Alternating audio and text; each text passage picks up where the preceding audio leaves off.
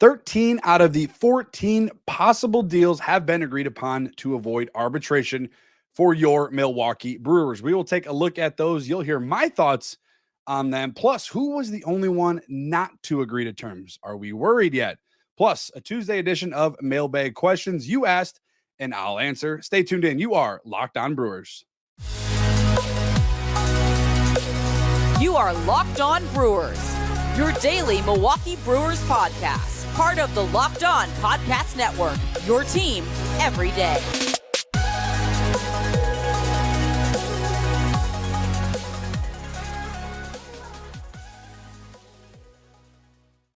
Hey, Brewers fans, welcome into the Locked On Brewers podcast. Thank you for always making the Locked On Brewers your first listen each and every single day. Do not forget we are free and available on all podcast platforms, Apple, Google, Spotify, and of course, there are a dozen others. If you can go ahead and leave a review on whichever platform you use, I would greatly appreciate it. You can follow the show on Twitter at Locked On Brewers. You can subscribe to the YouTube channel.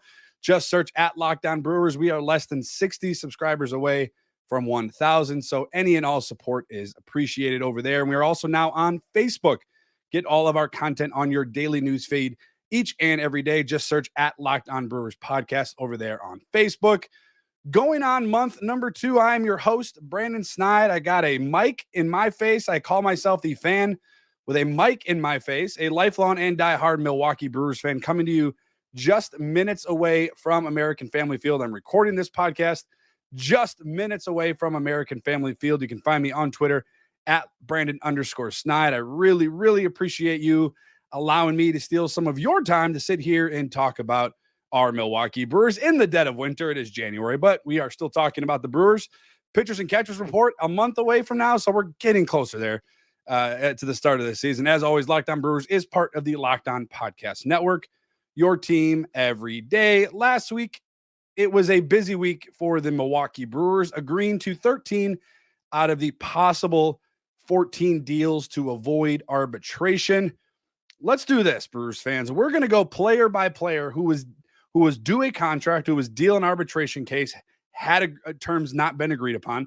We are going to go by player. We're going to go what they were projected to get and what they were agreed upon as of last week. These are projections. I'll give you the projections first. They are from Matt Schwartz, who's a part of Fangraphs over there. And we're going to start with Mike Brasso, who was projected to get $1.2 million. He did agree with the Milwaukee Brewers at 1.4. I don't think that's a bad deal whatsoever. Just over what he was projected to get. Next is Matt Bush at $2 million, coming in at $1.8 million for Matt Bush. I like that for the Milwaukee Brewers. You imagine and hopeful that Matt Bush turns it around from where he was a season ago. Keston Hiura, who's going to be part of our mailbag questions here later on in the show, a good question from UK Brew Crew over there on Twitter regarding Keston Hiura, who was projected to get $2 million. He agreed at $2.2 million. I think his future, we can all agree, is still a little bit of a question mark, but nonetheless, he did agree with the Brewers just over his projection. We'll move on to Eric Lauer, who had a decent year last year, projected to get $5.2 million. He agrees at just over $5 million, an absolute solid agreement. I think Eric Lauer, and there's another question regarding Eric Lauer for the Milwaukee Brewers. I think you spot him somewhere in that starting 5 rotation for the Milwaukee Brewers. I think he had a solid year last year. And fan favorite, who is another guy who's going to be the center of a question, Mr. Rowdy Tellez. Rowdy. He was projected to get $5.3 million. He agreed at 4.95, so a solid agreement there for the Milwaukee Brewers, coming in at just under $400,000 for the projection. There is next up Luis Urias with a $4.3 million projection. He comes in at 4.7. Brandon Woodruff was the big one, if you want to say, as far as who agreed to deals, projected at $11 million, coming in at just under that. So the Brewers, you can kind of see a little bit of a trend here. They're hitting a lot of those projections. They're actually going underneath, agreeing at 10.8. Brandon Woodruff for the Milwaukee Brewers, a 1-year, $10.8 million deal, which you get out of Brandon Woodruff. That's darn good. We'll head over to Victor Caratini, who is projected to get 2.8, and that's exactly what he and the Milwaukee Brewers agreed to, $2.8 million. Adrian Hauser, who is also subject to one of our mailbag questions, projected to get $3.6 million, and that is exactly what he agreed at $3.6 million. Overall, we're got a few guys left on this list, but I like a lot of these and most of these deals for the Milwaukee Brewers. Now, of course, there's going to be some roster changes throughout the course of the season, but overall, these are really good numbers, especially Brandon Woodruff.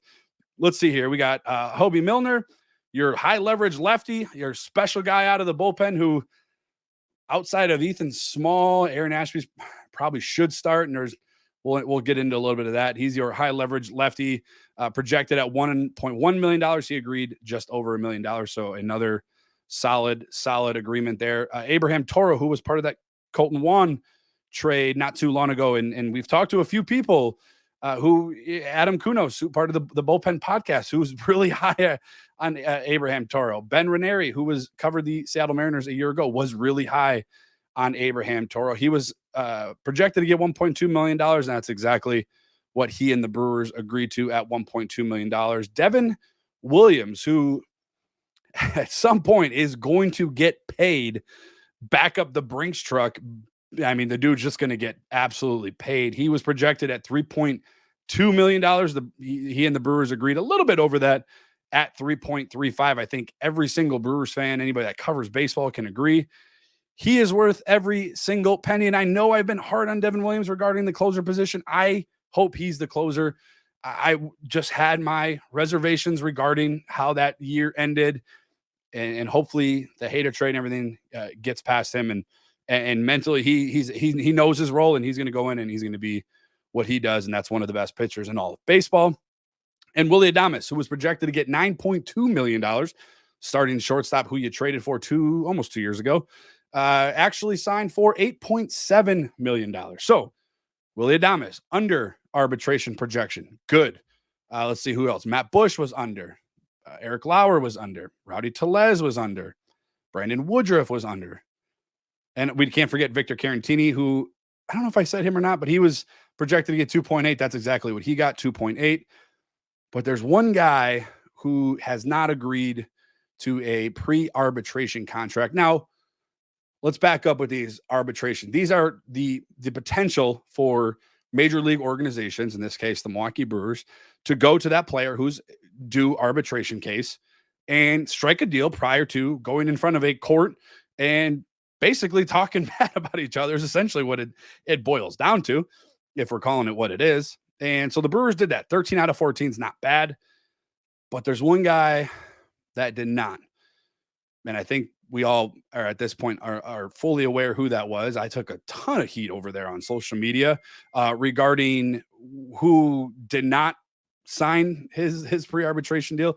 Corbin Burnes, your Cy Young Award winner in 2021, threw over 200 pitches a season, or 200 innings a season ago. I know I'm in the minority. It seems like with a lot of you guys don't really necessarily think he's worth the money. I shouldn't say a lot. It's probably 50-50. I think a lot of you understand the importance of a guy like Corbin Burnes. You obviously appreciate watching him pitch for our favorite team. He's just so dominant. He's so reliable. You know, every time he goes on that mound, exactly what you're getting at. And he was projected to get 11 and just under 11 and a half, 11.4. I don't know where the negotiations are. I don't know where the numbers were. I don't know. I think it was somewhere where the Brewers offered him just over $10 million, which if you're Corbin Burnes, and I know this is a process, and people will correct me on YouTube and you'll correct me in the social media aspect of this and tell me that it's a process, it's a business. And I don't care. I really don't. I think you got to throw that out the window and understand what a guy like Corbin Burnes can do, not only for your organization, but for your city, for your team going forward, for the future. And I know that whatever dollar amount he's going to get is going to be high. I know, and we might not probably see that here in Milwaukee, right? He's probably not going to get that here in Milwaukee if they're not close in arbitration money. And by all accounts, it shows that they were over $1 million away from arbitration. Actually, no, he was projected to get 10.7 and the Brewers offered him 10.1, roughly around there. So he was like $740,000 in difference away from agreeing. And I just think that when you got a guy like Corbin Burnes and $740,000 is the difference, you got to meet him there, right? That's something that if you're the Milwaukee Brewers, you got to be like, okay, this is our guy, this is our ace, this is our workhorse, this is our number one. If we're going into a NLDS, an NLCS, a World Series, he's getting the ball game one. He's getting the ball game seven. Like, he is that dude for your organization. So it was upsetting to see the Brewers not agree to terms, and there is still time for them to agree. And you hope something along the lines gets worked out, but we'll get to it in the mailbag part of the episode. I do think he's going to be a trade candidate for the Milwaukee Brewers, whether I agree with that or not, but I'll digress on that. So there you have it. For the most part, those deals are done. Like I said, the lone player who we were just talking about that had not agreed to terms, it sounded like there was about a difference of $740,000, to correct myself from earlier. Cy Young award winner, your ace, Corbin Burnes, and hopefully with the time that gets fixed, and we'll see. I hope, at least for the Brewers' sake, for my fandom, my mental health here, for as being the Brewers fan, you think that would be something that they can come to terms with, and look, then we'll all be happy. But I'll digress on that. But coming up next, one of my favorite things that we do on this show, it is absolutely one of my best. It's a good opportunity for me to interact with you. And what we do here on the Locked On Brewers, we usually do it on Mondays. The schedule for the offseason has been kind of weird. It's been up and down.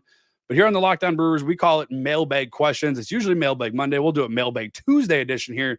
You asked, and I'll do my best to answer. But first, before we go over all of those questions, I have to tell you about my folks over at betonline.net. It is the number one source for sports betting info, news, stats, and analysis. Get the latest odds and trends for every professional and amateur league out there, from pro football, college basketball, NBA's in full action. They've got it all at betonline.net. And if you love sports podcasts, I've told you guys this before, this podcast needs to be your first love. Then you can find the rest over there at betonline.net as well. They're always the fastest and easiest way to get your sports betting info. Head to the website today or use your mobile device to learn more.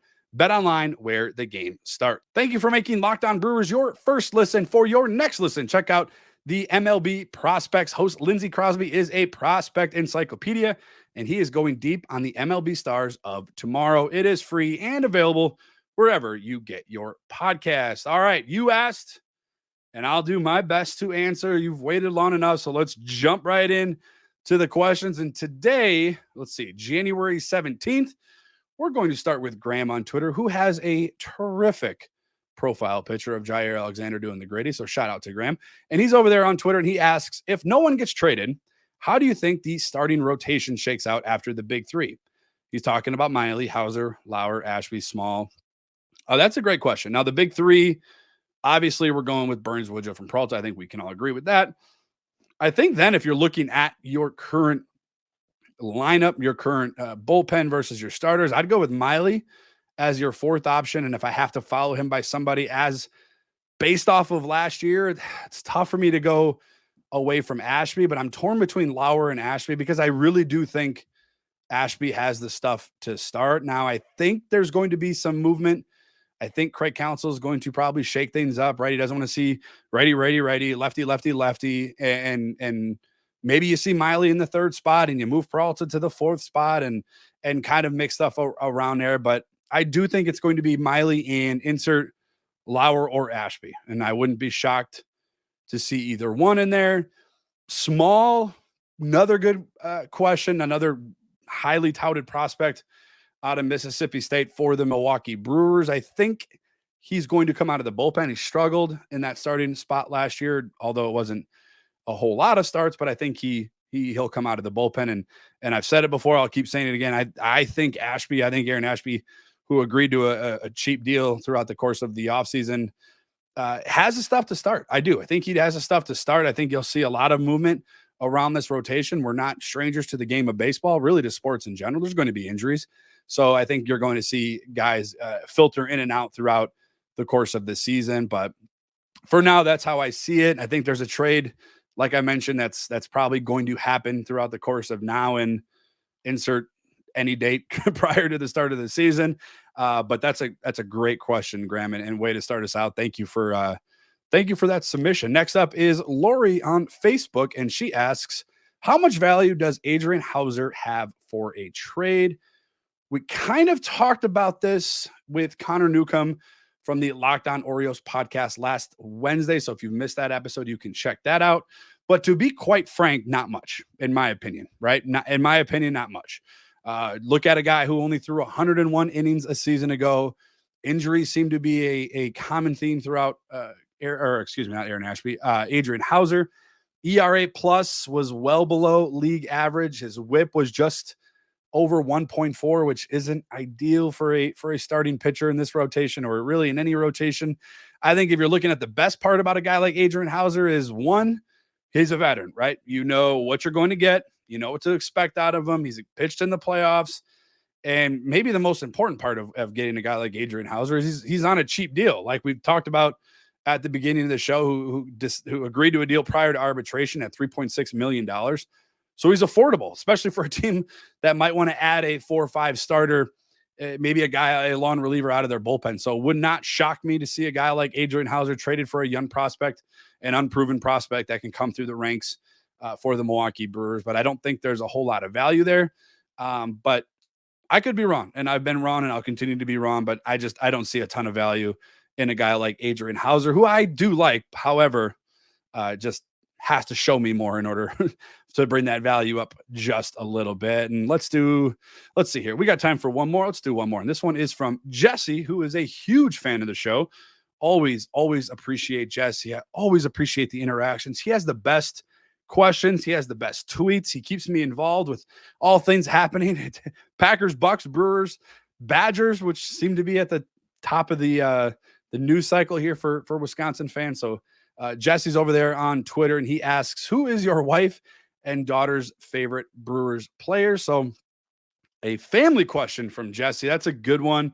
I do like we can talk a lot about the X's and O's of baseball and the numbers and the analytics and games and trade scenario. We talk about all that kind of stuff. It's fun to get into the personal type questions, which I enjoy. So if you want to drop those, don't be a stranger to it. Let's see. My daughter loved Josh Hader, but obviously maybe she should stop liking Brewers because he didn't stick around. And I think as the season kind of went on last year, she struggles to watch games on TV. I think most kids probably do. It just kind of gets a little bit boring for them. Some adults get bored with it. So I think, but she did like Willy Adames. I think it's like the bright batting gloves, the bright cleats, the energy on the field. And as far as my wife goes, it's Rowdy Tellez, and it's two things, because the Rowdy chant, which reminds her of the Bobby Portis chant for the Milwaukee Bucks, the Rowdy. You heard me starting that during the arbitration chat at the beginning of the show. So Rowdy Tellez for my wife's, and then the other part is she said he hits the good home runs. He hits the clutch home runs. So really hard to argue with either one of those. I think both of those are players that are going to have to be big contributors. I think they're going to be big contributors throughout the course of 2023. And hopefully Willy gets paid. And by the looks of it, most good shortstops are going to get paid. So great questions. Great questions. Thank you again for your participation. I'll continue to answer these. But first, are you guys looking for a delicious treat that don't want all the fat and all the calories? Don't go grab the bag of chips. Don't grab the cookies out of the jar. You got to try a Built Bar. I'm telling you, they've gone through the holidays. We've all been through it. I know for me, my goal was to eat a little bit healthier this year. And if you're like me and you want to eat healthier, but you just don't want to compromise taste, then I have the thing for you. You have got to try Built. With Built, healthy is an actual taste. It's real. It is so good. They are so delicious. You're going to think when you bite into this thing, it's a candy bar, but I'm telling you, they're perfect for your New Year's resolution. I know we're about coming on 3 weeks after New Year's, but you could start now. It's fine. You're probably sitting there thinking, what makes Built Bars so good? Well, for starters, they are all covered in 100% real chocolate. That's right. I'm telling you right now, 100% real chocolate. I thought it was a real candy bar, and they come in unbelievably flavors like churro, peanut butter brownie, and coconut almond. Really not sure how they do it, but these Built Bars taste like a candy bar. Like I've mentioned before, they are amazing. But the best part about tasting like a candy bar, they maintain amazing macros. And that's even what makes them better is that they're actually healthy for you. There's not a Snickers bar. It's an actual really good candy bar with only 130 calories and 4 grams of sugar with a whopping 17 grams of protein. And now you do not need to wait around to get a box. For years, we've been talking about ordering your Built Bars at Built.com. Now you can get them at your local Walmart or Sam's Club. That's right. Head to your nearest Walmart today. Walk up to the pharmacy section and grab yourself a box, maybe 2, of Built Bars. You can pick up a 4-box of cookies and cream, double chocolate, or coconut puffs. If you're close to a Sam's Club, which I think most of us probably are, you can run in and grab a 13-bar box with our hit flavors, brownie batter, and churro. You can thank me later. The questions are flowing in, and I'll get to a few more here before the end of the show. I cannot thank you all enough for your participation in these. Without you guys, mailbag shows aren't possible, so your questions are so much appreciated. Let's get right back to it and continue with our friend across the pond, UK Brew Crew on Twitter. His question is Keston Hiura's future in Milwaukee a hot topic of this offseason, UK Brew Crew? And I think you know the answer to this. I think I know the answer to this. And my answer is no. I do not think he is. If you follow me on Twitter at Brandon_Snide, if you've listened to this podcast, I love Keston Hiura. I do. I mean, when he was coming up through the minor leagues, I was so excited for Keston Hiura. I was thrilled for him. I was excited for not only him, but for us, right? As Brewers fans, comes up, hits that clutch home run against the Cubs in 2019. He had a magical year in 2019, 54 doubles. I mean, he was just on fire. And you felt like that was the offensive piece with losing guys like Moustakas and Grandal and Braun that could help at 1-2 punch with Christian Yelich in the lineup. And it just never really came to fruition. And it sucks. And look, he can't hit left-handed pitching, right? That was obvious last year, which as a right-handed bat, you kind of need to, right? If you're going to split time, you kind of need to be able to hit right-handed or left-handed pitcher as a right-handed batter. Now, if you ask me about last year, I don't think management did him any favors, up and down, in and out of the lineup. I think that was probably indicative really on where the Craig Counsell, where the David Stearns is kind of thought of what he was going to be for the future and what his potential future would look like. I would not be surprised to see a trade. If you've missed the episode about a month and a half ago, David Gasper from Reviewing the Brew was on here to talk about him. And he agreed that he thinks Keston Hiura is pretty much up for trade, and what that return is kind of like what you would imagine in Adrian Hauser trade, a low-level prospect, maybe some cash considerations. I know Fangraphs had him splitting time with Rowdy Tellez at first. I just personally, I just don't. I guess it's possible, right? I just don't think it's going to be an everyday thing with him. I think you're going to see a lot of Jesse Winker. You're going to see Christian Yelich, and I know those are all left-handed bats. However, I think you're going to see them eventually go off and get Keston Hiura to a place where he can be successful. And I think right now in Milwaukee, that's kind of where he is mentally. Just needs a fresh start. But I don't think his future is in Milwaukee, which is unfortunate because he was a guy that I was really high on and a guy that I was happy to see up in the major leagues. But great question from UK Brew Crew. Next up is from Rich on Twitter, who asks, if Burns' extension is not happening, when do you trade him? Before the season or at the trade deadline, maybe even at the end of the season? Great question over there from Rich on Twitter. Here's my answer. If it's up to me, and if you've listened to this podcast before, if you've followed me on Twitter at Brandon_Snide, I want to sign Corbin Burns, right? I've been on that train.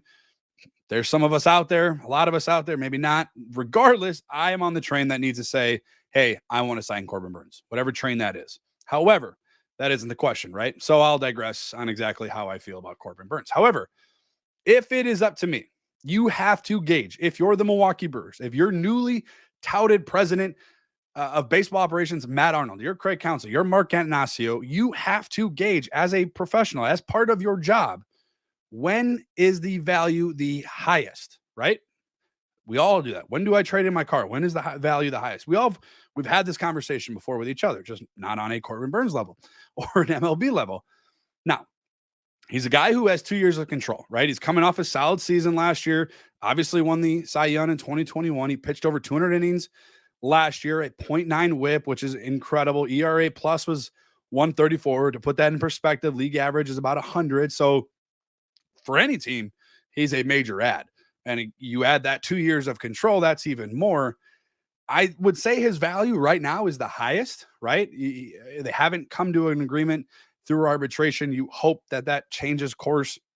But as of now, they haven't agreed on it. But I would imagine he's going to agree at some point in the range of $10.5, $11 million in arbitration. So I think his value is the highest right now. 2 years left. Like I mentioned, you can find a team who thinks or maybe knows that their winning window is open and it matches that time frame, whether they think they can re-sign him or not. That's a completely different subject. I think his value is the highest right now. I would say if you're the Milwaukee Brewers and you're not going to re-sign him, then you got to really seriously consider trading him now, at least going up into this season. But when you talk about negotiations and you talk about what the asking price is, I think your negotiations at least have to start at name the organization in your top two out of your top three prospects in whatever that farm system is, right? That's got to be for me, that's the start of it. And if you're the Milwaukee Brewers, you're probably not going out to get a Corbin Burnes for a current player on a deal, right? You're going to want to rebuild, retool that farm system, get a little bit of pieces for the future. And you heard the conversation, and if you didn't hear it, you can go back, and I think it was last week, Wednesday, with Connor Newcomb, host of the Locked On Orioles. And he asked me the same question, and in regards to what a trade package would look like for a guy who's won a Cy Young, who pitched over 200 innings last year.